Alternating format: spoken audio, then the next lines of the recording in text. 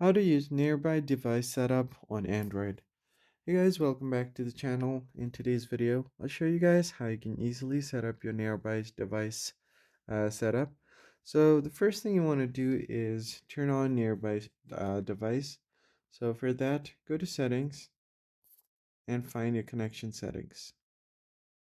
From connections, you want to go to more connection settings and find the nearby device scanning.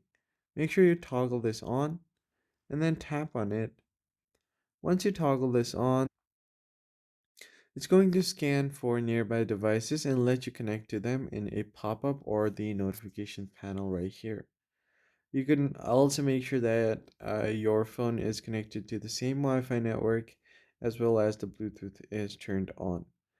Now, your phone uses Bluetooth for nearby device scanning even when your Bluetooth is turned off, but it would be better if you turn on your Bluetooth settings to help with the connectivity. That is one of the ways to do it, guys. Now you can also use Samsung's Smart Switch to actually transfer photos and videos easily to your new device without the nearby scanning.